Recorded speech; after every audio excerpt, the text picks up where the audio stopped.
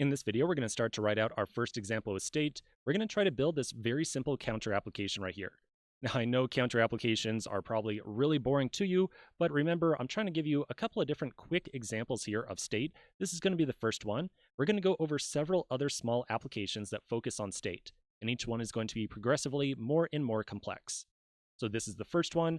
We're going to take a look at more complicated stuff very quickly. All right, so to get started, we're going to first create a new screen inside of our screens directory.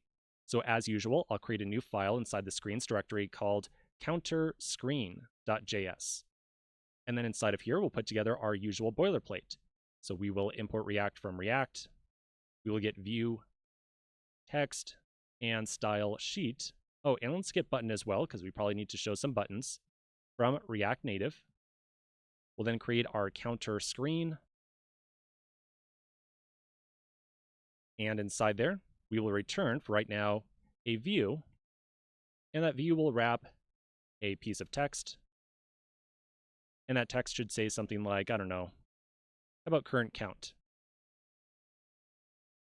We'll just have this piece of text inside of here right now just to have something show up on the screen and know that our screen is working appropriately. After that, we could create our style sheet. We still will. We're not really using our style sheet right now. Nonetheless, it's kind of a good habit to create it inside of here because you never know when you're going to need to add in some styling. So I'll create it even though I don't really expect to use it right away. And I'll do an export default of counter screen at the bottom.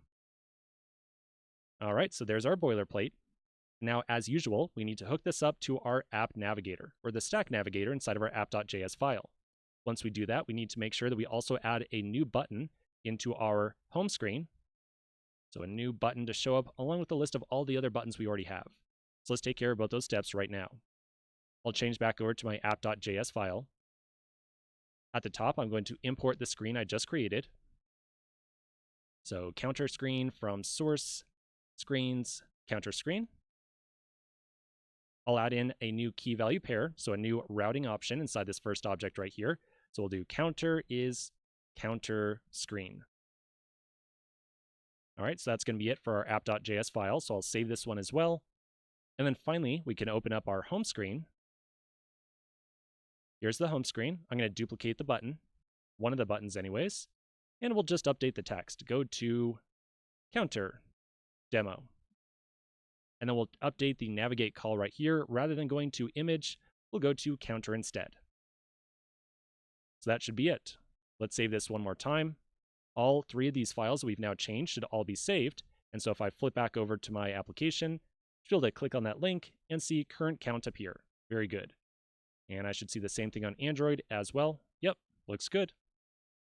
Okay, so let's take a quick pause right here. When we come back to the next video, we're going to start to assemble our counter screen tiny little application. So I'll see you in just a minute.